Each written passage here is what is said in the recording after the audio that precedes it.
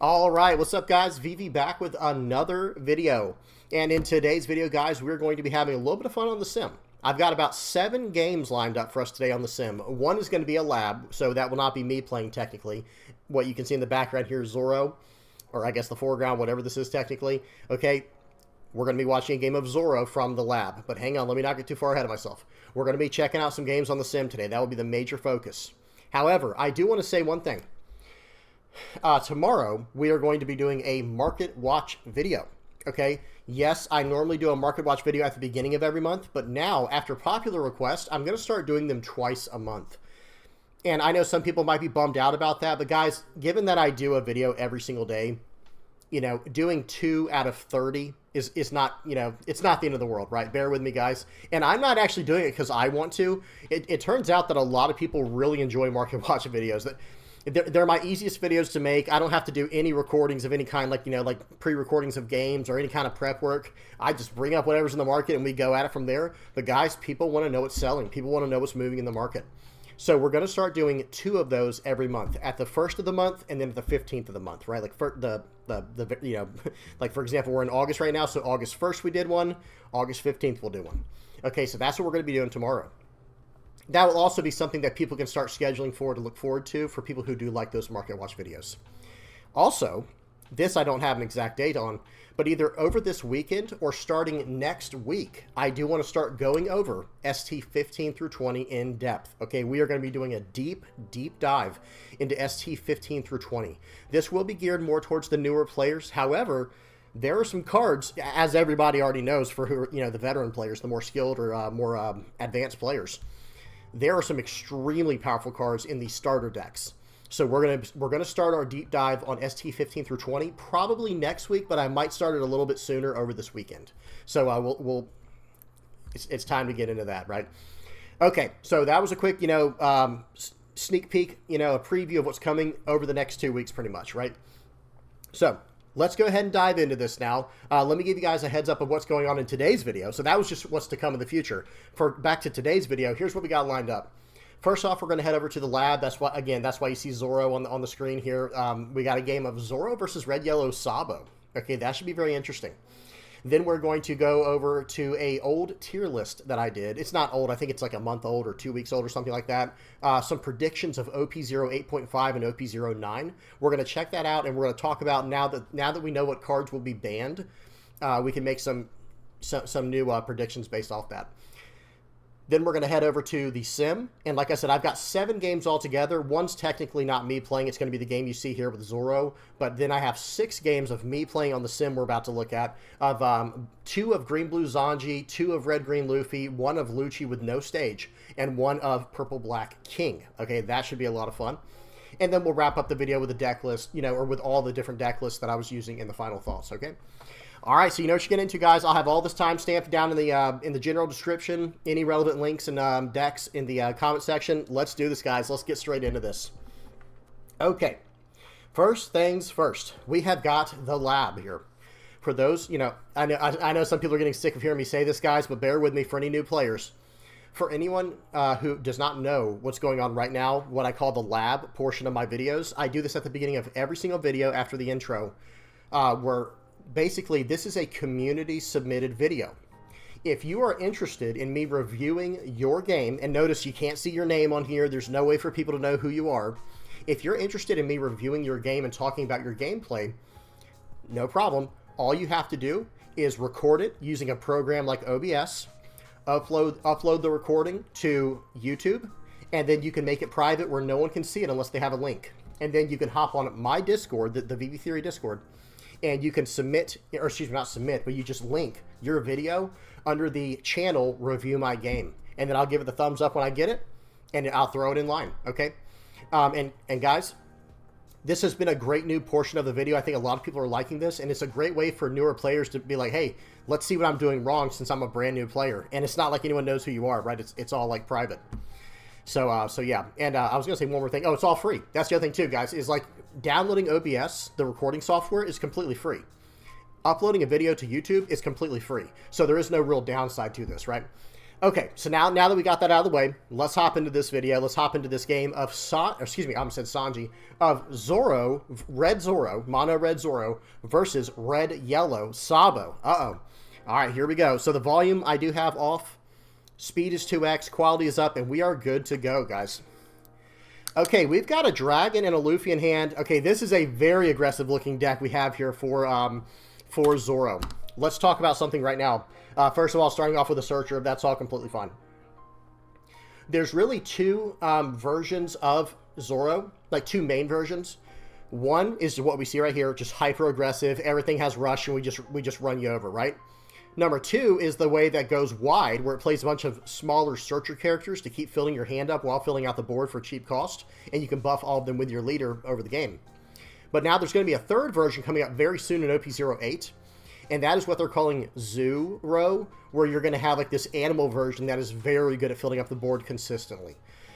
So just to give a quick heads up, this version we're looking at today looks like it's going to be the hyper-aggressive all-rush version. Okay, let's see what happens. Okay, so we start off with a searcher for Nami, absolutely standard book move, you know, solid opener to the game. That's one thing I should mention as well, guys, while we're waiting for the turn here. Well, okay, playing out a Revo Army version of Red Yellow Sabo. We'll hang on one second, hold that thought. I do like to use like these chess terms when I'm reviewing these games, as you can see on the screen right now. I like to use these chess terms, and like turn one, going into a Nami, that is a book move. That is very standard. That is not a bad play, a good play. That is just very, very solid. Okay, now, back to that thought. Red Yellow Sabo is running a Revo Army version, and they have a Kuma. For those who are not aware, and I do apologize, the quality is only at 720p, because that's all that was available on this recording yet. They only have up to 720p, and that happens. That's not a big deal, guys. If you can't record on 1080, you know, it's not the end of the world. We'll make do for these segments of the video. Okay, so let's see what happens here. For those who are, I didn't finish my thought. For those who are not aware of what Kuma does, he's a 2-cost, 2,000 power, 1k counter on play. I can't remember. He either pops a 2k or a 3k. I think he pops a 2,000 power or less, and then he has trigger to play the card. Okay, so very, very powerful. So we're going to play out the Zoro, swing 5, swing 5. We got 1 life, and we got a 1k counter out of hand. This has been a pretty good start so far for the Zoro. Okay, I do like this, swinging into the Zoro, but I don't know if, let's see what they have. Okay, so, okay, I think that's fine. So swing 5 and then swing 6 into Zoro. We'll eat up some cards from the hand here. Yep, I do think that was definitely the right play for the Red Yellow Sabo player. And swinging 6 into 5. Excuse me. Okay, wow, Shirahoshi and Red Yellow Sabo. Very spicy list, very spicy. And for those who are wondering, I have not seen this game, and I do not have any deck lists, so I do apologize beforehand. Now, let's talk about this real quick. For the Zoro player, I do think you have the right idea in mind here, where it's like, okay, let's just go face, face, face. Because Red Yellow Sabo is going to gain life every turn. I don't know if I said Sabo or Zoro now. I was saying the Zoro player has the right idea, just going face. But the other idea would be going at the board and taking their hand away, because you do still have 5 life. So yes, Red Yellow Sabo will continue to gain life every single turn if they can. But if you start eating up their cards on the board and going for the long game and filling out your board completely, I think there is something to be said there. I think you can actually do that, but it depends. However, right now, swinging at face like we did, they just got a Shirahoshi down. They're going to get to draw 3 and trash 2, fix their hand, and all that good stuff. And they're just going to gain a life next turn, potentially. Okay, so we're just waiting for them to trash 2. They trash a Kikanojo. Okay. This list is all over the place. They're running Revo Army triggers. They're running Shirahoshi trigger. They're running Land of Wano triggers. This is wild. There's a Nekomamushi as well. Interesting. Okay, don't forget to swing with the leader.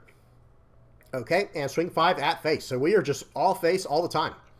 Wow. Okay, so going down to 1 life there was extremely dangerous. I'm just going to say that right now. Going down to 1 life versus a rush deck when you just did a draw 3, trash 2 cycle, I'm not sure if that's like the greatest play in the world. I'm not sure if that's like the best play I've ever seen. I would have just given a 1k counter there if I'm the Sabo, and I know he has one because he just trashed a Nekomamushi. You know what I mean? Okay, but let's see. I don't know who wins this game. I don't know if the top or bottom wins, and that's another thing I should mention. If you're submitting a game, guys, or if you want to submit a game for review, you can post a game of you winning or losing. It doesn't matter to me. I don't care if you win or lose in the game. Either one is fine because we'll review it and talk about it. Okay, here we go. So going to load up 6, or load up 1 on Zoro to swing for 6. Looks like they're still not decided. I don't know. Yes, thank you. Yeah. Oh, whoa. So loading up 8. So I would have only loaded up 7 because that's all you need for the effect from Zoro. One more thing, too, is, okay, I'm sure he's going to dedicate this entire turn to attacking into the, what's his name there, the Luffy. So I would have swung 6 with my leader first into the Luffy. So swing 6 into the leader, and then he would more than likely counter out of that because he does have a counter in hand. Maybe not. Maybe lets it go. And then from there, you make your decision. Okay, but let's see what happens here. They're going to swing for 8. It's gone. Now swing for 8 at face. They get a Rad Beam trigger. Nope, don't use that. They gain a life. Yeah, and see, that's where, like, okay, they could have swung one more time with the, I don't know why they didn't choose to swing with the Kuma. I'm going to be honest. I don't see why you would not be more aggressive in this situation to get more and more cards out of hand or get more and more cards out of life. Okay. Yep. This is why I would not have gone down to 1 life. By the way, the turn prior, going down to 2 life against an aggro deck, they're going to have Kid and Killer, right? If it's a red aggro deck and they're just trying to just blitz face, yeah, I mean, they're going to go Kid and Killer, right? That's why I would have stayed at 1 above that. Okay, so right here, looks like we're going to swing for 7. Yep, this should go through because they didn't even counter out of the 1. If they counter out of this and they chose not to count, okay. And now swinging them for 5. Counter out of this, okay. So you see what I'm saying? They had to waste a 3K counter when they could have just taken this to go down to 2 life for the turn and get their rusher back. Whenever you make a mistake, guys, I'm not trying to harp on this. Whenever a mistake happens, sometimes the issue compounds from there, right? Like whatever the mistake is you made, it might get exponentially worse over the course of the game because you missed one little thing like that. And I would say that was a situation where it was like that. Because if they were at 3 life this turn, like say they were still at 2 life and they gained a life from the Zoro at the end of their last turn, now all of a sudden that Kid and Killer play is way worse, right? All of a sudden that Kid and Killer play is way worse. You don't have to waste a 0-cost 3K counter there, or you could just take it, right? You could just take one of the hits to get your Zoro back and attack the board again next turn. But now we don't even have our Zoro. Like, we chose not to take the Zoro back. But that's okay. Let's see what happens. Again, I have no idea what happens this game. All right. So now we're just waiting on our opponent here, the red, yellow Sabo player, see what they're going to do. They have 6 cards in hand, 7 and a 5. We have a Rad Beam. It's going to cost a 2K and a 1K, right? Or excuse me, a 2K and a 2K. Very good. Because, guys, for those who are not aware, Rad Beam only goes to 4 if you have 2 or less life.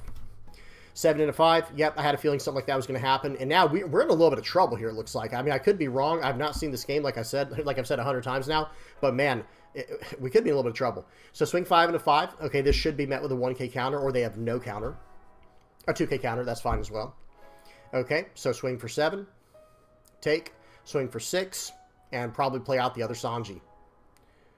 Okay, or not, or like bluff that you have 2 relevant cards in hand. That's not the worst idea. Okay, so let's see what happens here. 5 and a 4. Okay, yeah, I was gonna say I probably wouldn't save that. They play out the Shanks. Nice. So this is a version that runs Shanks. Okay, here we go. This is gonna be a swing for 9 turn. So I think there was a little mess up there, maybe not. But I think what they could have done was play out the Zonji first, and then go play out the Dragon, give 2 to the Zonji, and then they could have swung for 5, 6, 9. But this works as well, swinging for 7 and then a bunch, 12. Yeah, okay. Not in a great position if you're the red, yellow Sabo player, I have to say. 12's going to get that, very nice. Got to gain life here. Have to. Must gain life here. There is no other option. Okay, he's going to life that card. Interesting. Swing for 6. Okay. He did protect it by putting 2 on it first, just in case there was a jet pistol trigger from the top, so he was fine there. Yeah, I mean, I think he should swing in here as well. Take that, and okay, here we go. But how do we survive now? How many counters do we have in the red, yellow Sabo player's hand? He can't get Kid and Killer, unfortunately. That's what he was trying to get. And now, let's see what he does here. I would just swing with what's on the board, I think. Yeah, so swing 9, swing 9. Is that what we're going for? Wait a minute. Whoops. It looks like we were a little bit off. We were a little bit off with the counting there, I think. Yeah, so swing... Okay, or swing 7, swing 9. I guess that's fine as well. Okay. They're going to take that. Now they have to go for... I would be going for game this turn. So if I'm the red, yellow Sabo player, I can't block Luffy. Okay, I can't block Luffy. Right? It's impossible. So I would probably be going for game this turn. There's no Dawn left active for any kind of rad beam. I would poke in first for 7 with my leader, and then I would go from there. I would go from there. Okay, but let's see what happens here. 7. Yep, that's a great poke there. So only have 3k in hand. Okay, 7. We can 2k, 1k out of this. Very nice. Yeah, yep, you're good. Yeah, he's pointing to the shanks. Like, yeah, we're not blocking the shanks. But, like, we're not going to be able to counter out of the shanks. But we still have enough right here to go for lethal. Okay, yeah, Kid and Killer. They're going to take that, and this should be game here. Well, GG. That was a good one. Let's wait for it to go.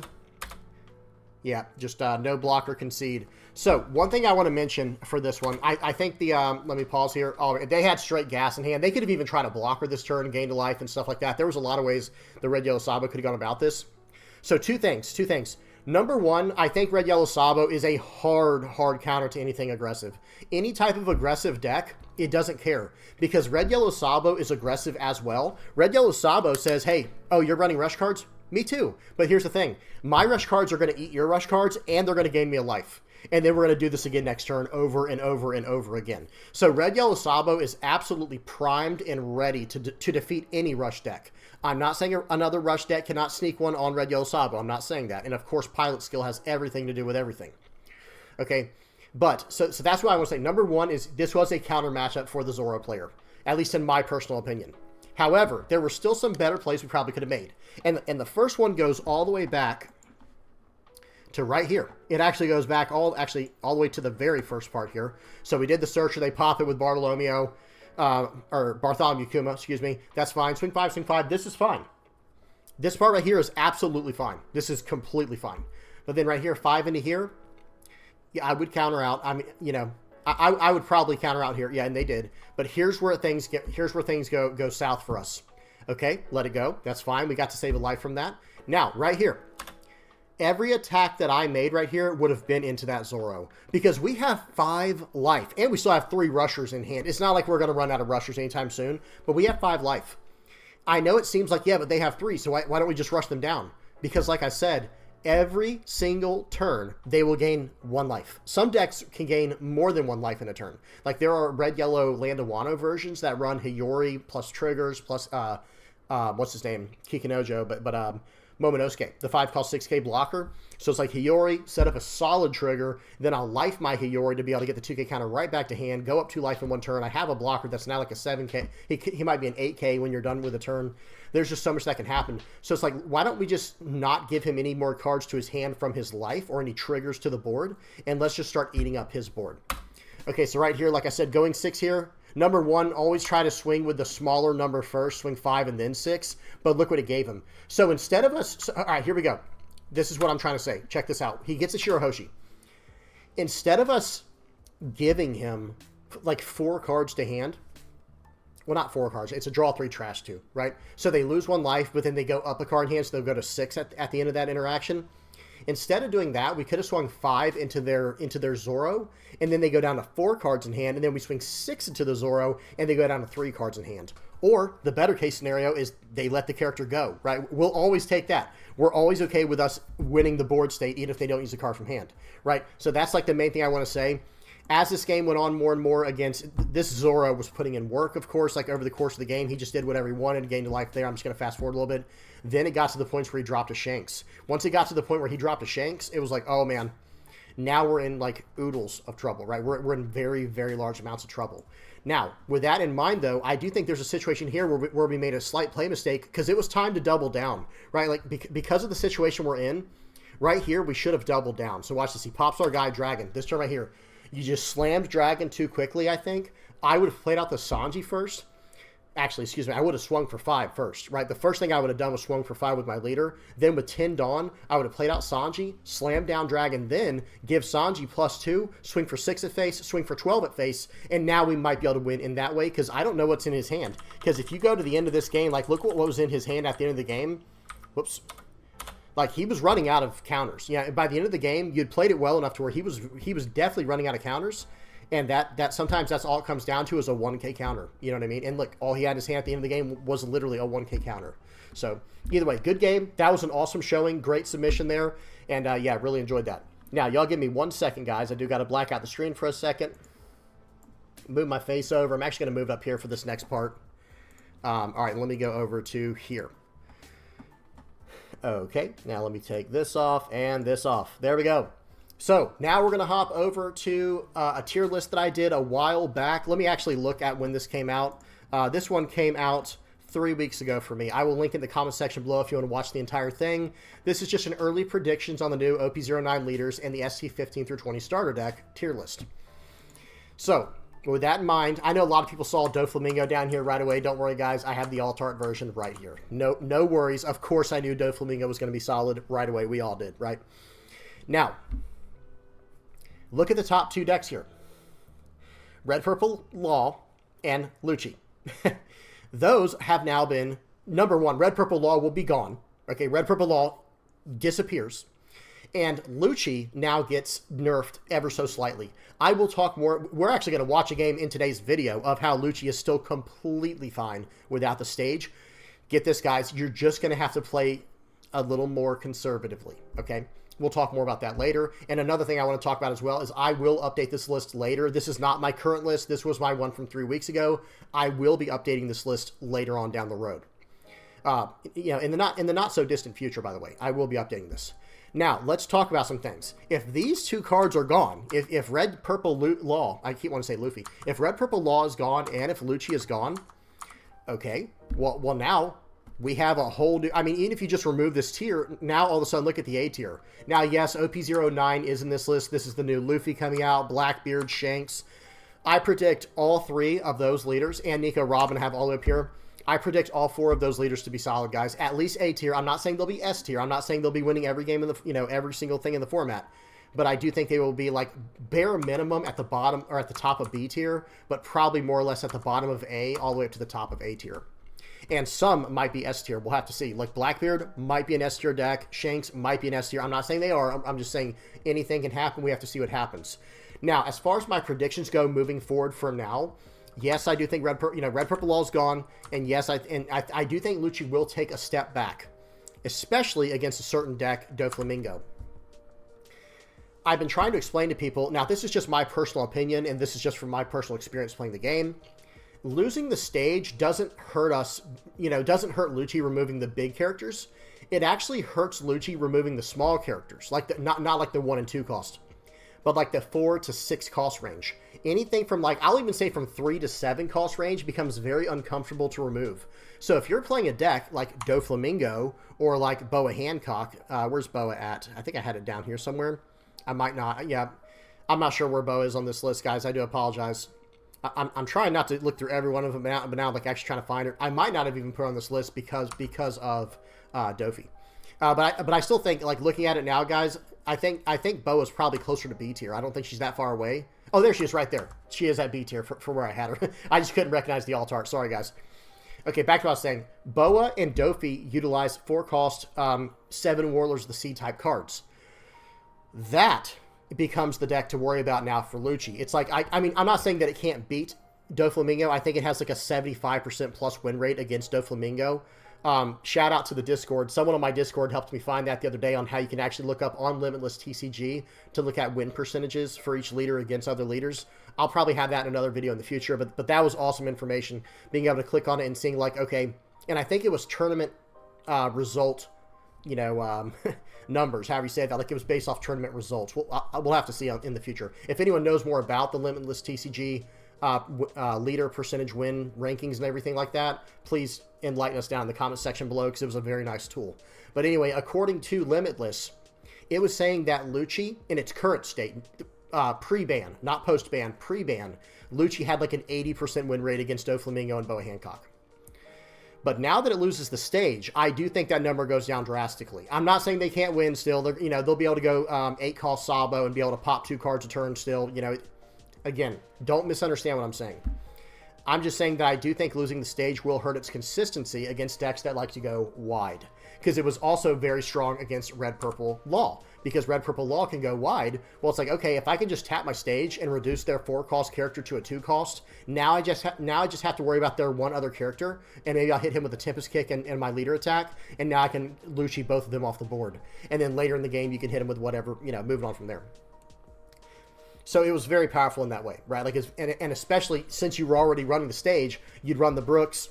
Again, I'll talk more about that all later in more detail about how Lucci will evolve and keep moving keep moving on with the format. Because I do think Lucci still remains A tier. I just think he'll lose some pretty decent consistency, especially against decks like Dofi. Will it matter in the long run? Maybe not. We'll have to see. I'm not saying it will. I don't think anyone knows yet, right? We have to wait to see how things pan out, to see how things evolve. Now, as far as decks that can actually just like push into this range now that Red Purple Law is gone and Lucci has been nerfed, I don't think anything changes on this tier here. The A tier I think stays the exact same. The only leader that I think jumps up into this region here of A and or at least B would be Reiju. Where's Reiju? Here it is. Keeping a watch on. So I think Reiju does fine. Perona and Gecko. Do I have Gecko on this list? I don't see Gecko on here, guys. I think I might have missed that leader. But I will say this. I think like Perona and Gecko, they all of a sudden become very high tier when it comes to, black decks, like black deck representation. I think Perona and Gecko take a step up now that Lucci took a step back. And Smoker, coming out in the new starter decks, will more than likely also be moving up the ranks amongst other black decks. Now, with that in mind, yes, I understand this is another one, right? Like, both of these are, right? Purple Black Luffy and Blackbeard. However, black decks in the past, like Smoker, Lucci, Gecko, and even, where was the other one? Perona. These rely on, like, board control KO type of effects, whereas Blackbeard's going to be in a league of his own as, like, this leader that just kind of stops on-play effects. So it's almost like, that's probably a better way to say it. The on-play black decks will be what I said, where it's like some kind of tie between Lucci, Smoker, Perona, and Gecko Moria. We'll have to figure out which one's the best now.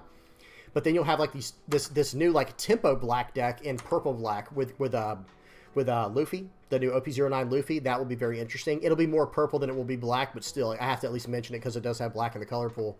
And then Blackbeard, he will just be its own. He'll almost be like his own color because I don't think he'll really play like any of the other leaders do. Even though he is a black deck, like he'll be very different. I don't know how else to say it, guys. Like, he plays very differently from any leader in the game. Because he says, hey, on-play effects, I can't even use them, but neither can you, right? So he shuts down your on-play effects. He doesn't get on-play effects. So he just creates his very own game state, right? It's like, hey, we're going to get you into... It reminds me of the Mikhail Tal quote for the chess nerds out there. It's like, you want to get your opponent into a deep dark forest where 1 + 1 = 3 or whatever it was. It's some famous quote, and it's like the only way out of here is through, there's only one way out, and only you know the way out. And that's the Blackbeard thing. Like, Blackbeard's going to create his own world whenever he plays, like, where it's like, okay, everything I used to do that's normal in the game with my on-play effects doesn't happen anymore, and now we're just going to see who can win on the board. So it should be very interesting.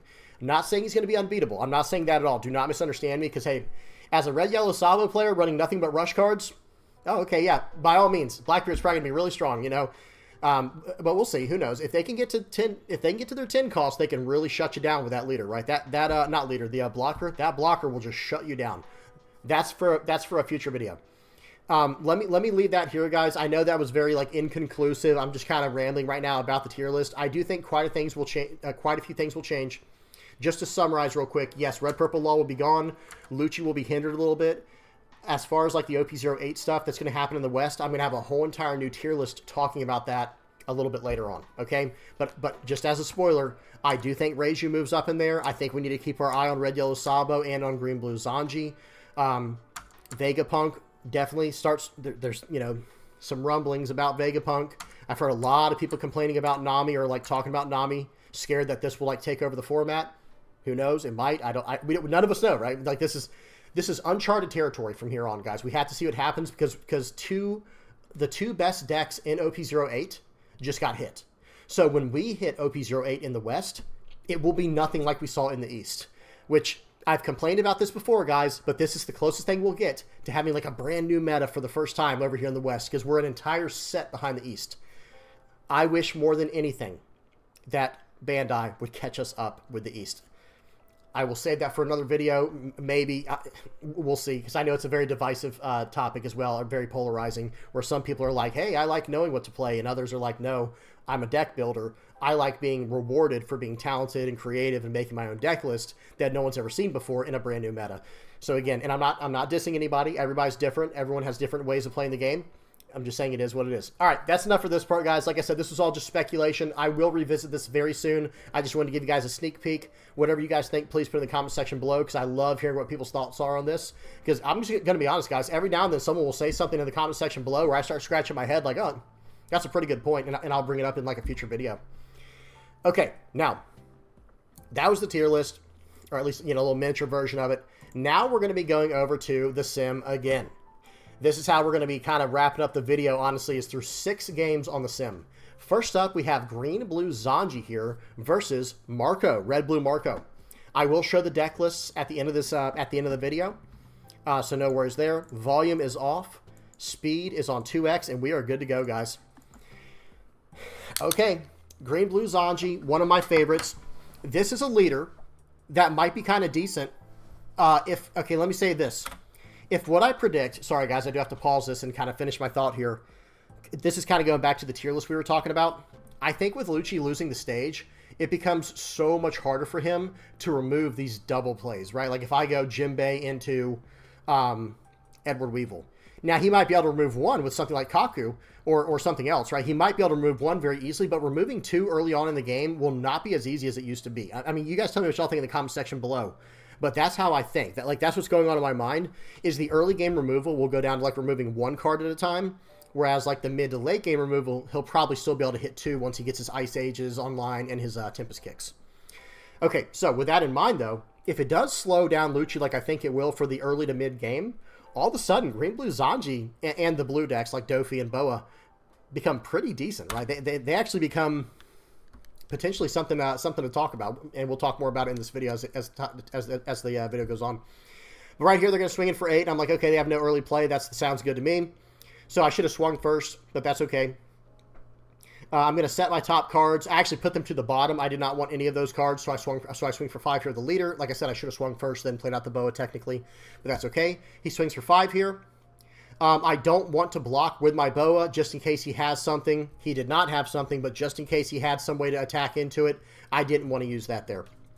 Okay, because there, and for those who might not know what I'm talking about, like maybe he could have like Dawn -1 or put 1 Dawn on his leader, reduce the power of my Boa, and swing into it from there with something like some kind of rush effect. You know what I mean? I just didn't want to chance it. Looking back, maybe I should have chanced it because it would have been easier to defend the 6K anyway. That's okay. We gave him a 2K counter. We're moving on with it. Swinging for 5 here. I'm seeing if he wants to use the blocker, because then I'm going to swing into the blocker if he chooses to do that. That is one thing, guys. There's like multiple ways to play this game. I will typically always battle for the board. Right now I'm trying to calculate perfectly how much Dawn I can use here. Okay, we'll go 6 in the face here, and I think I decide to lock down his board. That is one... Hey, guys, Carrot in green-blue Zonji is actually really, really good. It's actually so good. So right here he's going to swing 6 into 4. I can't really save that comfortably. Actually, I can't save it at all. Never mind. I don't have any counter in hand. So he gets rid of my Boa. Oh, well. Swings in for 6. I don't have a counter. So we're just going to have to take... Oh, excuse me. I do have a 2K counter. Excuse me. Okay, so I have the 2K counter to get out of that. I want to keep my life a little bit high here because this guy's running some heat. All right, so now it's time to have a little bit of fun. So I'm doing the math right now in my head. I'm trying to figure out what I want to do here. But it's like, you know what? We're going to go 7 at face and lock down both his characters. That's my plan for right now. Right here, I go ahead and play this guy out, make it where one of his characters can't attack, bottom deck that one, swing 6 into face, gives me a 2K counter, swing 6 more, locking down the other character. Because, guys, for those who are not aware, Carrot has an on-play and when attacking. Target 7 cost or lower character will not become active during the next refresh phase. So, and that is not a once per turn. So I swung for 7 at face and locked down the red ace, and then I did the leader effect with Zonji, stand up my Carrot again, attacked again, and locked down the blue ace. So it's like, okay, here we go. Now I probably still should have gone for the board because I'm not gonna lie, I did not expect to lose my card there. I did not expect him to do any kind of like red rock or any kind of gravity blade, but I should have expected Rayleigh. I should have expected Rayleigh. So that was very punishing. I could have wiped his board and then gone about things this way. But hey, it is what it is. We'll see what we do here. I think I'm looking at like an a 9 Dawn play where I play out, okay, I think I play out the carrot plus the Jinbei into a Weevil here. So I'm going to swing 6 into one of these ace characters. And then I'm going to try and lock them down. So swing 6 there. And I'll keep the blocker locked down for obvious reasons, right? So that way I don't have to worry about him blocking. So swinging 6 here. Let's see what he decides to do. And just waiting on him. He has 3 cards in hand. He gives me a 1K counter. I'm like, okay, well, here we go. Drop this, lock down the blocker like I said, play out the Jinbei, cheating out the Weevil, drawing a card from that. Got another Jinbei, so that's nice. Because we can pretty much expect to get hit with a Gravity Blade Raging Tiger here, right? Yep, and that's exactly what happens. He hits the 2 most relevant targets, hit me for 7.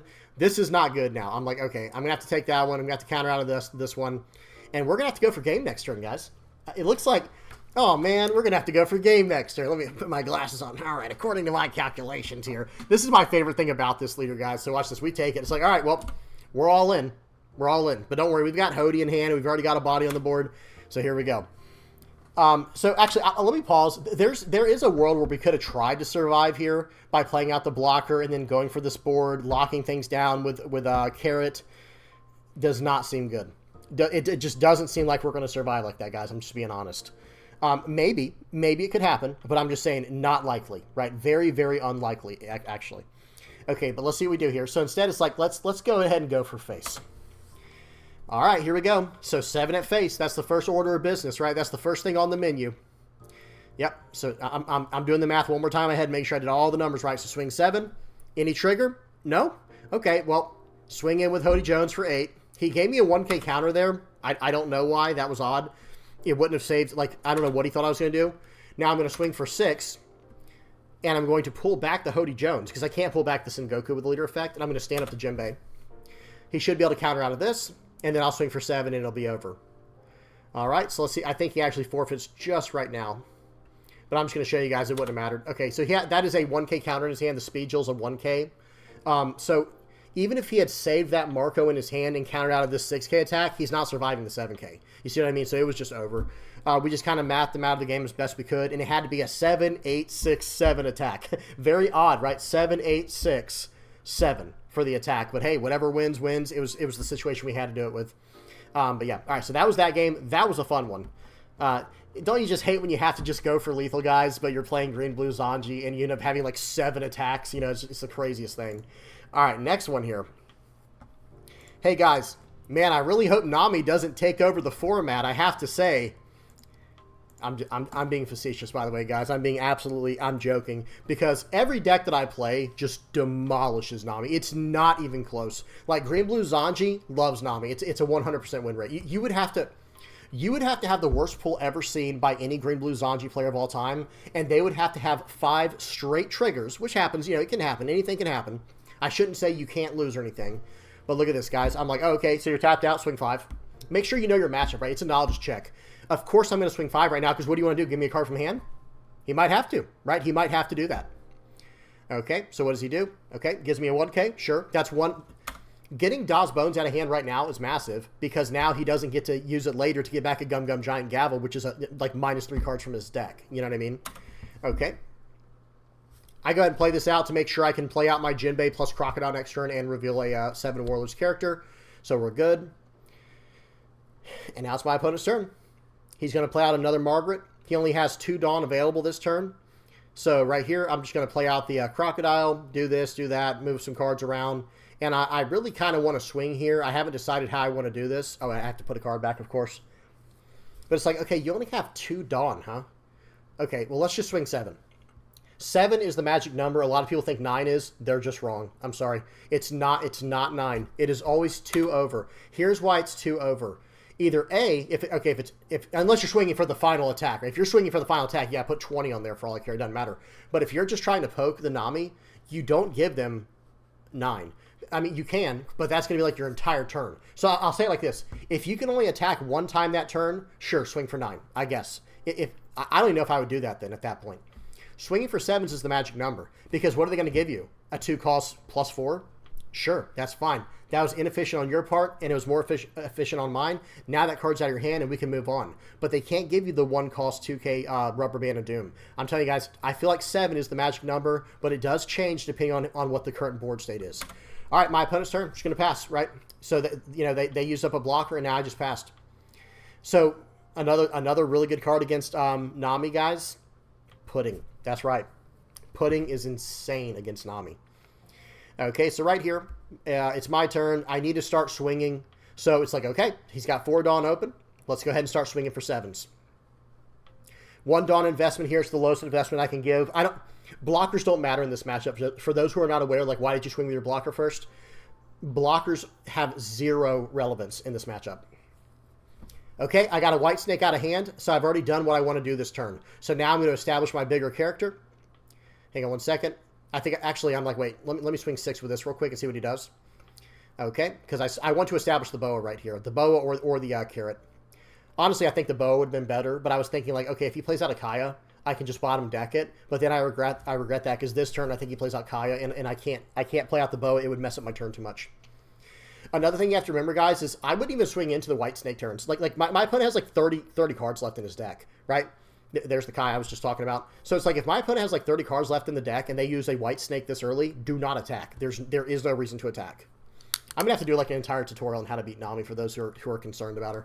Because I feel like this... Okay, pause. I do feel like there are certain decks in the game that are kind of a knowledge check unless the leader just counters you. Like, for example, I've said the same thing about Enel.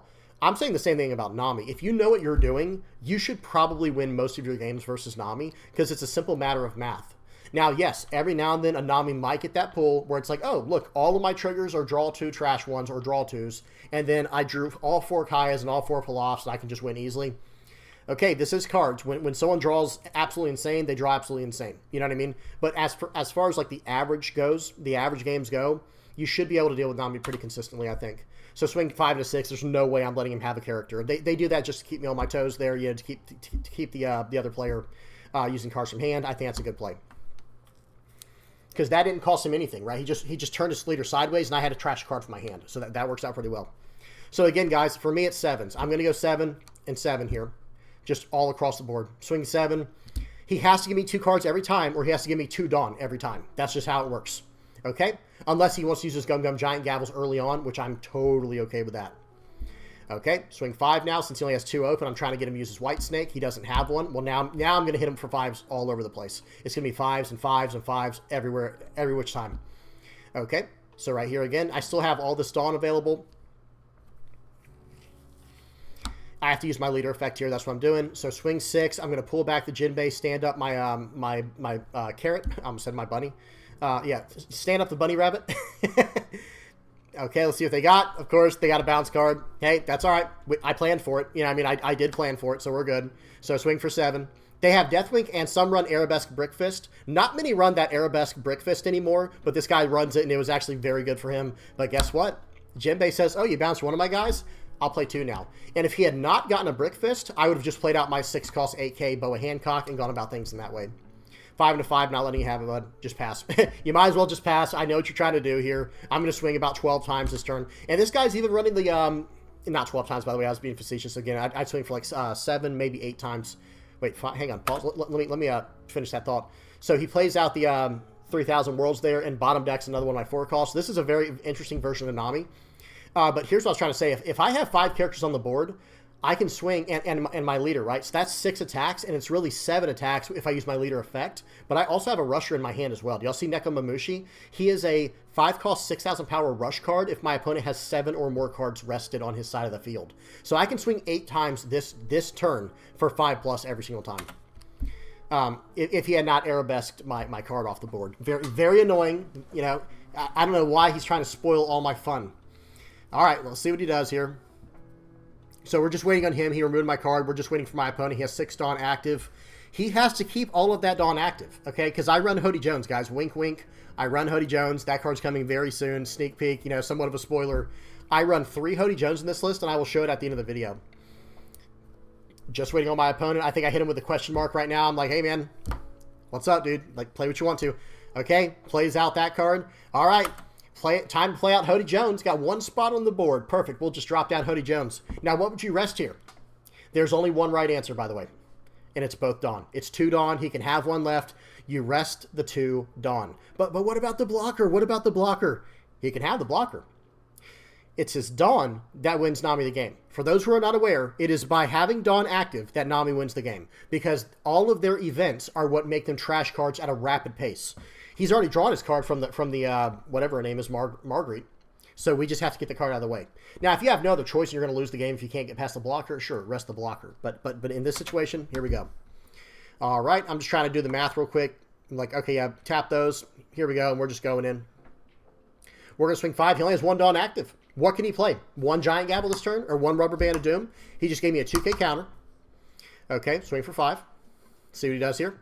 He has 22 cards left in his deck still. This game's over. Yeah, I mean, like right now, I already knew the game was over. Let me make sure this is on 2x speed, guys. I'm sorry. Is it? Yeah, it is. I was going to say, sorry, guys, if it's not on 2x speed, but yeah. Okay, and he got a Giant Gavel to bounce back a 4-less. This guy had insane triggers, too, by the way. Like all things considered, 2 out of 3 triggers so far have been absolutely gas, right? They've been absolutely incredible. I'm like, hey, if you got a Giant Gavel, go ahead and get it out of the way now, dude, because I'm swinging in for, 8 here. Now, right here, I'm going to swing for 8. Not going to use the leader effect because I don't want to return a character to hand. Swinging in for 8. This should go through, or it's going to cost him a Giant Gavel or a blocker. We'll take that as well. Okay, my opponent has 21 cards left in their deck. They have 5 cards in their hand and 1 life. I have a full board. And when I say I have a full board, I mean I literally have 2 rush cards in my hand to make this a full board and swing. So, here we go. Another one of those 3,000 Worlds. I don't dislike that card, but I do dislike it in this deck. I just don't think it does it. Like, you just wasted 4 Dawn, and now I'm going to waste 2 more your Dawn, so now you only have 4 Dawn altogether. You should have had 6, but I used out my Hody Jones. I'm tapping your Dawn down. Here we go. 9. Coming in for 9. Your turn. See, now is where 9 comes in very handy, because he doesn't have much Dawn left, right? So now it's like, okay, wait a minute. Swing 5. I'll just swing 5 all the way across the board. He's going to have to give me a white snake. And now it's like, okay, well, now I'll swing 6. Twice. So I put 1 Dawn on, what's his name here? Swing 6. I can't stand up the Hody Jones because they're 8Ks. You can only stand up 7Ks. So right here, I'll swing for 6. I'll pull back a Jinbei, raise this guy up. It's going to be 6 more. And then it's going to be 8. The game's over, right? There's just nothing the guy can do, unfortunately. There's a Gum Gum Giant Gavel. He got down to 18 cards. Swing. The only card that would have let him survive there with only 1 Dawn would have been something like a Gum Gum Giant Gavel. Good game. Hey, I'll tell you what. If Nami gets any better, if Nami starts running over the format, guys, easy choice. Go Green Blue Zonji, and you'll have like a 90% win rate against Nami players. Okay, next up, we got a game of Lucci. Okay, we got no stage Lucci up here, guys. This was a pretty good game. This game was kind of a banger, to be honest. I do remember this one. I was very happy with the way this game turned out. Okay, we don't have stage. We have no potential for stage, right? So it's not that we didn't draw it. We can't have it. There is no stage in this version of the deck. I will show the version at the end of the game. So in other words, a card that now becomes very, very interesting and very, very powerful. Let me pause real quick. For Lucci is 8 cost Isho. A lot of decks were already running 8 cost Isho, but this card now, it's a stage +1 permanently to all characters on the board. So I do think, okay, you'll basically have a choice. What do you want? Do you want Isho that pops 2 cards out of your opponent's hand and gives a permanent -3 to the board from then onward as long as he's alive? Or do you want to run the 8 cost Sabo that can pop a 5 and a 3 on play? It really will come down to player preference and also depending on what's in the meta, especially in your area. Okay, they play out a Parasparrow here. Let's see what happens. Swing for 5. Okay. Nothing too crazy there. And now I think I'm just going to play this guy out. And guess what? So I'm playing against a Katakuri, right? Well, Katakuri's going to curve out this entire game. I don't need my what's his name there? My Lucci to hit anything more than 1 character a turn. Okay? And some people might be wondering, like, well, why didn't you use Kaku? Because I need to be able to hit larger targets with Kaku. Kaku now must be used in a way where, like, you can hit these larger targets, like a 5 cost card, for example. Okay, that now becomes something harder to hit for us, right? Okay, right here, it's going to swing for 7. There is an argument that I should have countered out of that. 1 second, guys. There is definitely an argument that I should have countered out of that, because then I could have filled up my trash more to get my Tempest Kick online. Okay, so right here, I've got 7 Dawn. Let's go ahead and make sure we do this in the right way. I didn't see how many cards were in my trash. Did I say I have 5 cards in trash, so I would have went to 7. Okay, no, it wouldn't have mattered. Never mind, because I could have gone to 7 by countering out 9. Actually, okay, excuse me. It would have absolutely mattered to get my Tempest Kick online because I have 5 cards in my trash, right? If I had counted out for a 2 and a 1 to get out of that 7, I'd have 7 cards in trash. Attack with my leader puts 2 more cards in the trash, and the 10th card in my trash would have been my Tempest Kick. And yes, you absolutely can use Tempest Kick when it is your 10th card to enter your trash on activation. Okay, and that applies to any card that has an effect like that, like Monkey King Kong Gun. What was it? King Kong? Yeah, something. Gum Gum King Kong Gun. Monkey King Kong Gun. You like that, guys? That's the new one there. Okay, so let's see what happens here. So instead, because I had made that blunder, and that was a blunder, or it was at least a mistake, now I'm going to have to use my Suru and my leader attack to drop this guy down. And again, notice this. I almost clicked on Kaku there. I'm like, you know what? I'm going to keep the Kaku in hand because it's a 1k counter as well. Okay? Using the Lucci, I'm not going to get any value from Lucci this game. Okay? Like, that's not how, how Katakuri works, right? You're not getting much value from Lucci against Katakuri. I mean, every now and then you might, but you guys get my point, hopefully. Okay, so we're returning cards from the trash here. I'm down to 4 cards in trash, by the way. Down to 4 cards in trash. So I have to be very careful here. So I'm like, you know what? Tempest Kick to draw a card. I don't want to use the other one, though. Let's save it just in case we need it later. Swing for 6. Okay. I don't have a 2k counter in hand because I had to use my Suru because of last turn. And now we're going to have to go about things this way. Okay. So I go ahead. So real quick, guys. Hang on. Let me go backwards. That happened a little quickly. Let me go back right here. Play. They play that out. They have 6 cards in hand, right? Here's where Isho is an absolute monster. Isho, they lost a 200 million volts tomorrow in a 7-lin. And now I'm ready to go face here, right? It's like I'm trying to do a little bit of math here to determine what I want to do. I'm like, okay, they're probably going to try to... So that was an 8-cost turn for me. They will be on their 9-dawn turn next turn. So I'm like, okay, I have 1 more turn before I need to set up against Linlin. No trigger. We got very fortunate there. No trigger. Let's see what they do. 5 and a 5. I'm like, man, this guy's a psychopath. He's just literally going for face like this. That's so crazy. So I'm like, what is your 9-dawn play here? Okay, so we're filling up our trash by countering out. That's completely fine. Swinging for 6. Sure. 2k counter.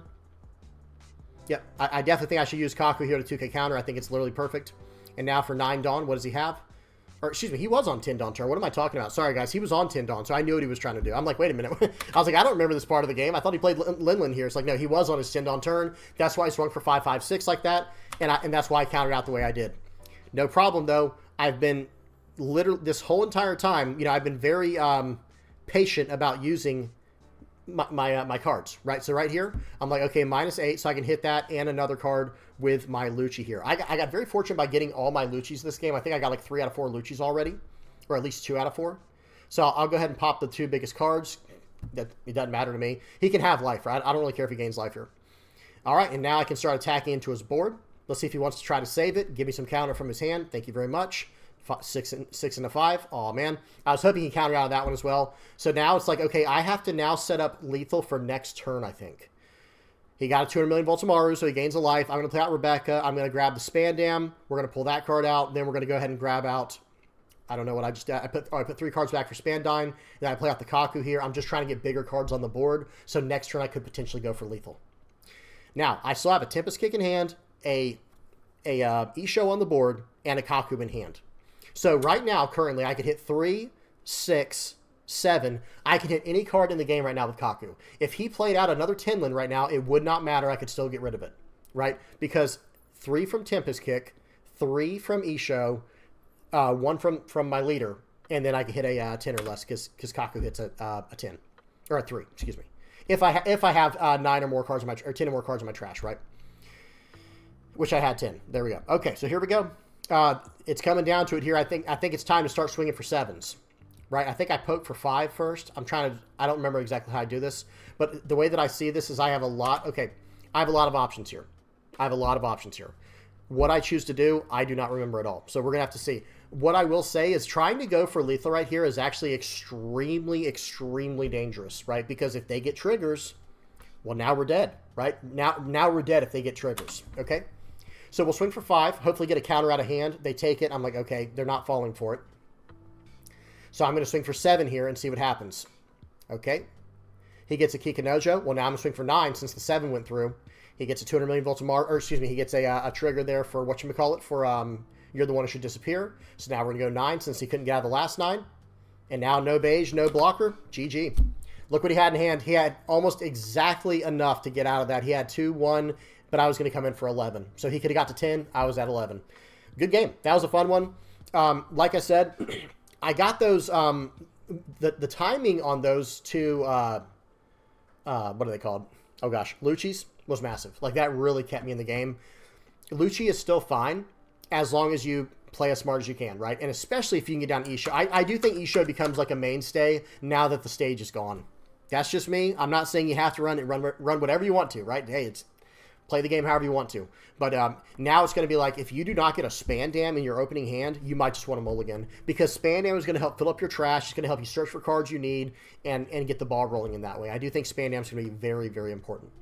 Okay, well, that was a good game. Next up, we got Purple Black King here, okay? We got Purple Black King. I like this leader. I know a lot of people don't like this leader. I think he's awesome. Notice what card I play. A lot of people are still trying to run the 10-cost Kaido Linlin from OP08, the secret rare. Not me. Not me. Swing for 5. He gives me a 1k counter. Going to use the stage here. Going to ramp a Dawn. Your turn. All right, let's see what my opponent tries to do here. Next turn, I'll be on 6. He swings in for 9. Okay, sure, we'll take it. We get a Raise You and a Black Maria. Okay, we'll see what we do here. Play out the old-fashioned, what's his name there? The Bon Carré. Going to swing for 8 at face. Let's see if he gives me anything. He'll probably take this. I would just take this and potentially get a trigger.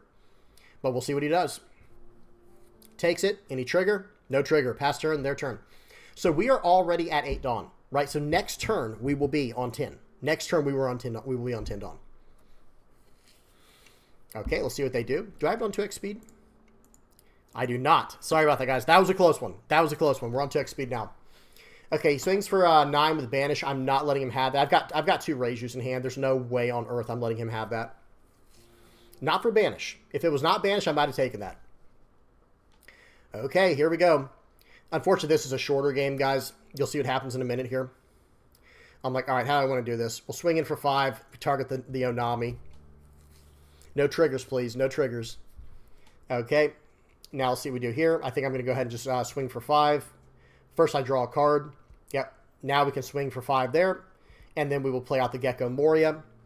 We will get the this guy back and the Suru popping his Onami. Your turn. And this guy, I think he's just had enough, right? This guy's like, you know what? I don't like Gecko Moria. He just leaves. So let's at least analyze what he could have done there. I don't think he should have just left. Of course not. In fact, he might have just been able to win there, to be completely honest. Like, let's do the math here. I don't have a blocker. Okay, so there is no need to tap down my cards with a card like Flame Split. I don't have a blocker. He still has 2 life. Excuse me. He still has 2 2k counters in hand and a 1k and another 1k.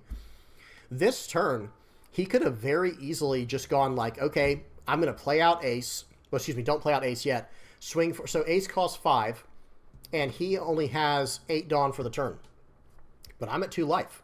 So he can go 3 on his, okay, so he could use the 2 cost that buffs your leader plus 3.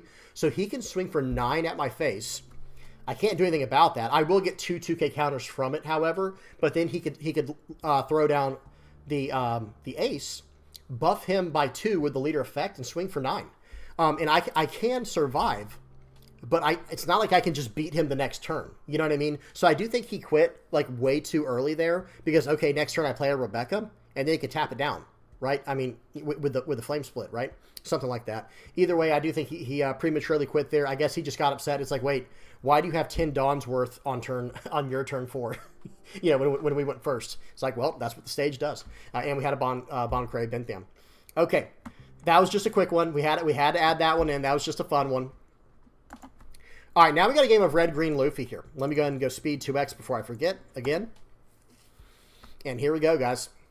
I do really like this deck. This is like a red-green Straw Hat Luffy deck that I've been messing with. It's like Film Straw Hat, the combo. Get the 9 cost Zoro, of course. So I made this deck a while back thinking, you know what's really interesting about this deck? Number 1, the green Zoro is searchable with Nami. Wait, the green Zoro is searchable with Nami. Yeah, I said that right. But then also, there's one other thing. You know, it'd be really cool to combo with Zoro. Diable Jambe. Just make it 9, or what is it? Well, it'd be like 15 unblockable 3 times. You know what I mean? Spoiler warning, we don't get that in this game, or in, you know, in this game. However, it's just something I want y'all to be aware of. That could be kind of cool. That could be kind of cool, in my opinion. All right, so let's see what's going on here. He's just like taking his own life like crazy. So it's like, all right, if you're going to take your life like that, we're on turn 2. We went second. We're on turn 2. He has 1 life left. I'm like, okay, well, I guess I'll just swing 5 into you. Let's see what he does here. Because he'll only have 5 Dawn, right? Like that's the issue. That's the issue there. He'll only have 5 Dawn next turn. So, all right, so he untaps. He has 5 Dawn. He has 1 life left. I'm not going to swing with anything else since he countered out of the first one. He probably should have taken that if that was his strategy. Play that guy out, popping the wrong target. He accidentally popped the wrong target, I'm assuming. Had to have been the wrong target. There's no doubt about it. All right, let's see what happens here. So yeah, I'm mousing over. It's like, you should have KO'd that card. I don't know what just happened. That was a simple misclick. It is what it is. All right, but right here, my turn again. Let's see what we do here. I have 6 Dawn now. They have 1 life left. And let's see what happens. And you better believe I'm going to punish him since he didn't KO the right character. Trying to play fast. Trying to play guts. No, I'm just kidding. Hey, I've done it before too. So I don't swing here. I'm just kind of building up my board, and I'm like, all right, well, maybe this will make him feel better if I don't even attack with the Zoro, right? Like, hey, I could have swung for 7 that turn, but hey, he'd have wanted that anyway. Black Yellow Luffy, that's another like skill check leader where it's like, okay, if you know what you're doing against, it's like Enel. If you know how to play against Black Yellow Luffy, if you know how to play against Enel, if you know how to play against Nami, your chances of winning do go up. I'm not saying that, you know, they can't still win. Of course they can still win. I'm saying your chances of winning do go up, like, I would argue like exponentially. I guess it depends on the numbers we're dealing with. All right, well, I don't know what he's going to do now. It's going to be swing 5. And yeah, this guy's just, he's just dead, right? He's gone. He has no chance. Okay. Then we'll go for 9. And then we'll stand up Luffy again. And we'll go for 10. Right? Okay, he KO'd something. It didn't matter. He keeps not attacking my Zoro. I don't know if the guy's trolling. I don't know if this guy doesn't realize what my leader does. I can stand up other characters. You know what I mean? I guess he thought, oh, he's going to put someone Nami now and attack. By the way, look at the board right now. There's 1 Nami in my life, 1 Nami in my trash, 1 Nami on the top of my deck. That was too funny. All right, anyway, that was a fun one. I do have 1 more red-green Luffy deck like what we just saw, and this one's versus another Nami. So again, hey guys, no worries. If Nami starts taking over the meta, no worries. We've got quite a few options to deal with Nami. We have quite a few. Speed, 2x, and I appreciate y'all putting up with me, guys. I know today's video is not like my normal video where I focus in on a deck and we break it down and analyze it and do a comprehensive guide on it. But I think I mentioned it in the very beginning of the video, I had to take some of these games. I've got so many games saved right now for content. It's like some of them are getting old. Like this game right here is before the new version of the sim and everything. Like I think this was like 2 or 3 versions ago of the sim. So it's like, you know what? I really got to get these going. Okay, that new Zoro card has plus 2,000. Dawn times 1 plus 2,000 if you have 3 or more characters on the board. It is Supernova Straw Hat Crew searchable. So swing for 5. He gives me a Desert Spada. Sure, we'll take it. And now I'm just going to keep taxing this guy's hand. We're going to go 5s, 5s, 7s, 5s. Just lots and lots of really annoying numbers. So it's going to be 5, 5, 5, 7. And then, what's his name? Into an Usopp. Brook into Usopp. Okay, my turn. He was like, okay, this guy's smart. He knows he needs all of his Dawn active. So we're going to start off with a swing 5. And man, this is not going to get better for him, right? Now I'm just going to swing 6. I'm just going to swing minimums. I'm going to get every card out of his hand. Okay? Right here, he's got 2 white snakes going at the same time, so I am going to give him 1 more at least here. Yep, he gets a snake dance off, all that, pulls the card back. That's fine. It really just doesn't matter, right? Because I'm going to attack so many times, he's just going to start losing life. Okay, he's already got 3 life, by the way. And then swing 8. Your turn. Yep, have to give me a 2K or a life. He does get an all-stars there to draw 2, which is nice. But what does he do here? What is he going to do? He needs to swing 5 into my little guy. He needs to swing 5 into my 1-cost Zoro right here. Yep, that's the right call. But I'm like, you know what? I think I could just win the game next turn. So we just fully counter out. Just gave him 3 counters to save a 1-cost. But it's like, why not? It's going to start my turn off with a 5, and I need every attack this turn to win the game. At least that's what's going through my head right now. He's already used 2 of his white snakes, so I know the chances of him having any more in hand is like slim to none. Okay, so right here, I'm just trying to do the math here. We'll go for 6s now. Gives me an Apis. Very nice. We're getting everything out of his hand that we need. These 6s are absolutely murder, because now he wasted his chance to use a white snake if he had one. There's a Love Beam. Okay, 6 more. I'm trying to do all the math here. I want to get one more. I want to get a double attack with my leader effect here. Yep, so swing 6, swing 7, and then it's going to be swing 8. I don't know how he's supposed to... He needs like double Gum Giant Gavel here to survive this. All right, just waiting. There's one Gum Giant Gavel. Okay, very nice. And now we're going to stand him up and swing for 8. And he got out. He got out with a Kaya and another 2K counter. So not bad. Hey, that was at least something, right? Now it's like, dude, you've got 3 cards in hand, and I'm not even going to let you have a white snake now. Like, now I'm not even going to let a white snake save you.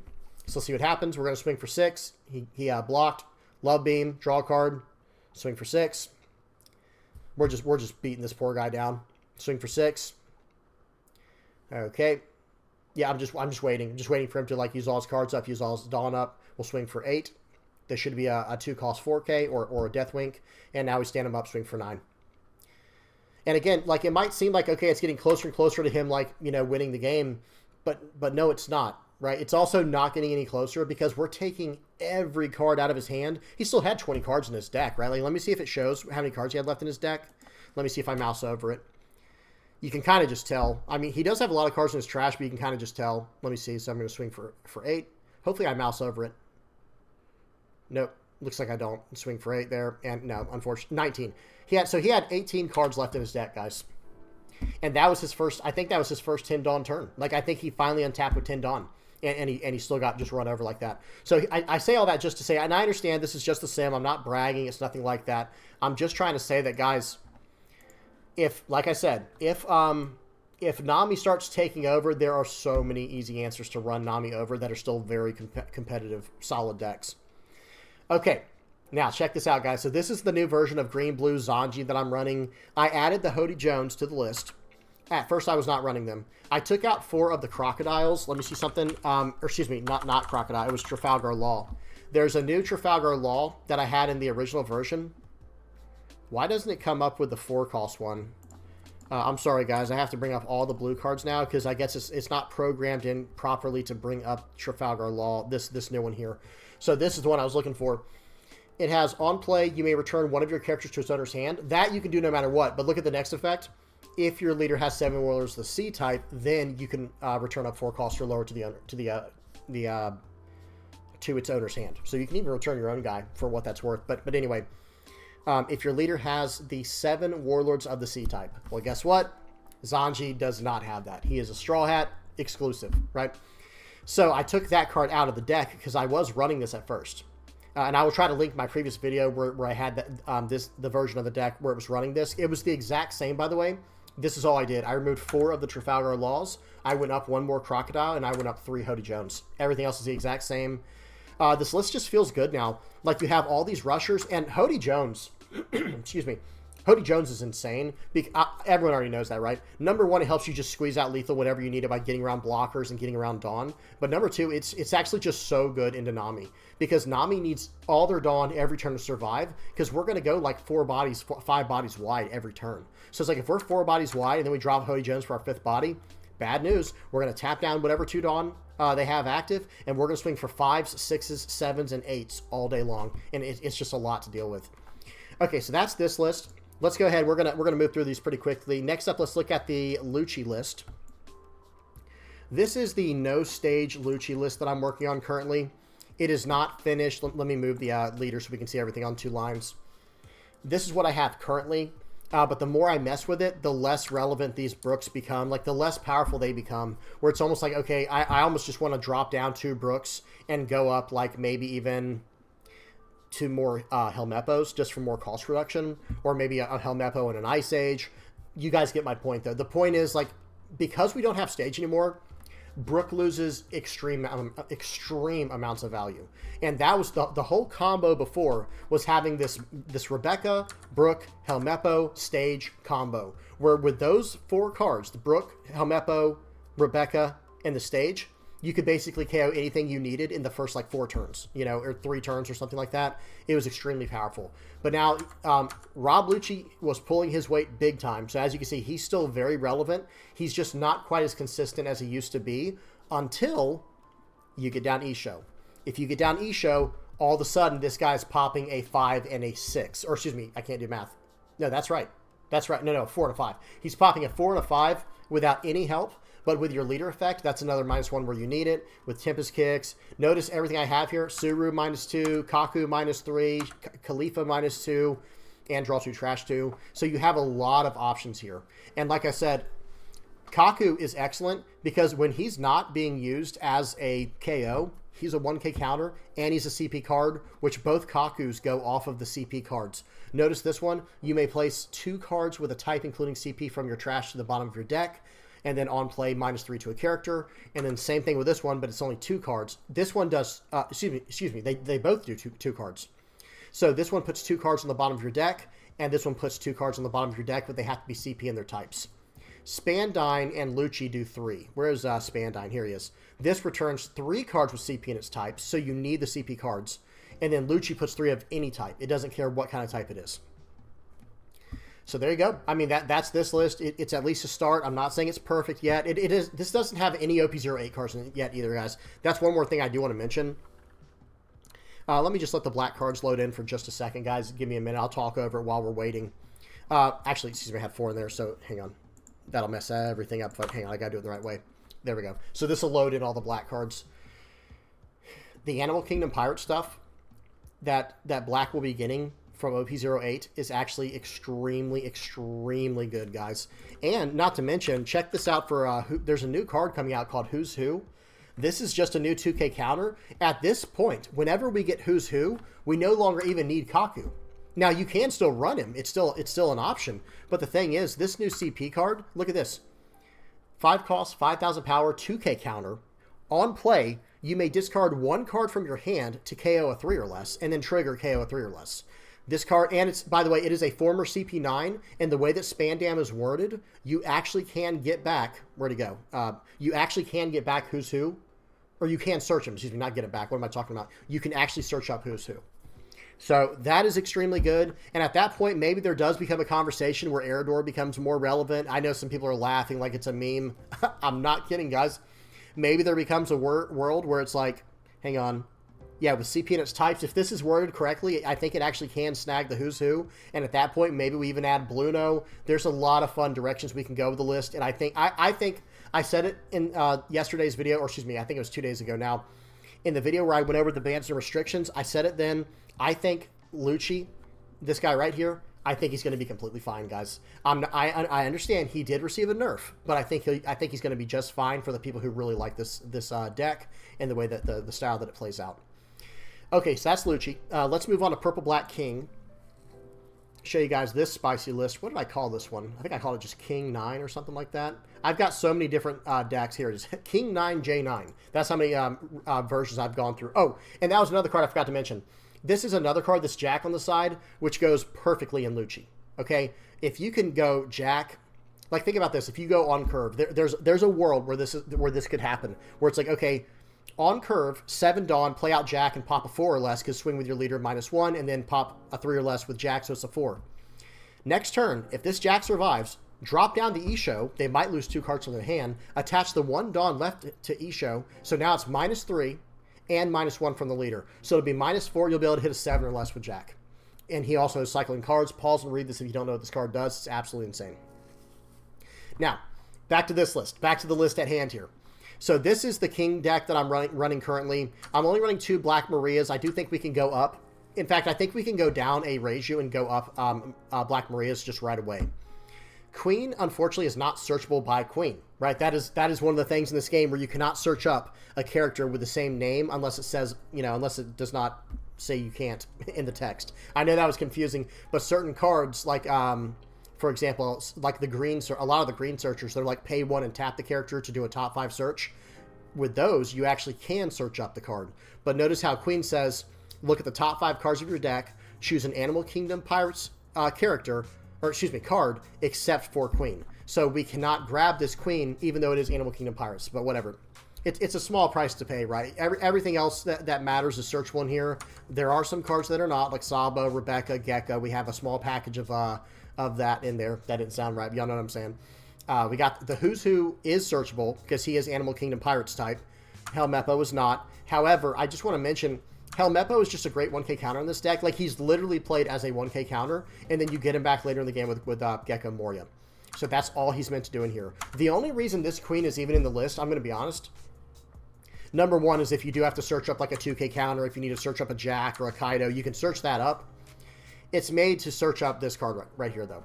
I don't even know if I'd be running Queen if I didn't run Onigashima Island, or Onigashima, whatever it's called. Like, I don't think I'd be running this Queen Searcher if I didn't need to get this.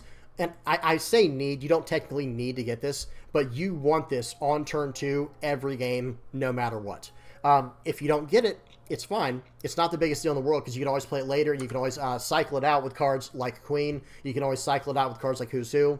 There are options. Cards like Sabo, there's a lot of cycle options. However, like I said, you want this on turn 2 if possible. Okay, and that's the main card you're searching with Queen on turn 1. Sorry, guys, my mustache is just itching my nose like crazy right now. Okay, I think we got one more list to look at, so that's it for here. If you guys have any comments, questions, or suggestions, please put them in the comment section below. I'll hop on those as fast as I can or as soon as I can. And then last but not least, Red Green Luffy. Red Green Luffy. What did I call this one? It might just be RG Straw Luffy or something like that. Red Green, here we go. Red Green Super Luffy? I don't think it's that. Luffy hats. This is it. Red Green Luffy hats. Here we go. So we got... this is Red Green Luffy, of course. I'm running 2 Diable Jambes, 2 of these Zoros. The idea behind this deck is we just run them over with the Leader's Effects, playing out a bunch of little characters, playing out a bunch of little small cost characters. It does have a film package that it can throw cards out with. But most importantly, and by the way, when it comes to playing these cards out, like Brook and Luffy here, they can play out film or Straw Hat Crew type cards. So there's a combination where you can go like play out Luffy, which plays out Brook, which plays out Chopper. You know what I mean? So that's not bad if you think about it. 2 blockers, one's gonna give power reduction next turn to help battle for the board, and you got 3 bodies for 7. That's perfect because you just want to survive for the next turn to drop down this guy against like the decks that against the decks that are more controlling. If this Zoro sticks, okay, and you just so happen to have a Diable Jambe. Okay, well, guess what? So you only need 4 Dawn to do everything I just said. Diable Jambe plus 3 for this for this character's, effects. Well, that means you have 6 Dawn left for the turn. We'll swing for 15. 15. Unblockable 3 times. That is probably the nastiest closer in the game currently. Just unblockable. Swing 15 3 times. And it's on a 9 cost body, so it's actually very hard to get rid of that from triggers. The only trigger that would be able to get around that is literally like a beige or a way for them to gain more life or something like that. So really good stuff there. All right, guys, that's about it. I'm done yapping. This video, yeah, we're at about 1 hour and 20 minutes. My apologies, guys. I just keep going. If I miss anything, please help me out in the comment section below. Just please be nice. Just please be respectful. That's all I ask. Now, let's go ahead and finish this out. Guys, if you help out the channel in any way, whether you're watching, subscribing, sharing, commenting, liking, all of that helps me out. I really appreciate it. Big shout out to all the VP Pirates playmat supporters who bought their playmats. I hope you're enjoying those. I hope they came out good. Well, I know they came out good, but I hope you're enjoying them and they came out the way that you expected. And then last but not least, over at the patrons, the VP Pirates patron page. Thank you guys so much for everybody who helps out, just donating to the channel, just trying to help me out. I really appreciate it. You guys are awesome. All right, guys, that's it. I'm done. Please do not forget to like and subscribe. And until next time, peace.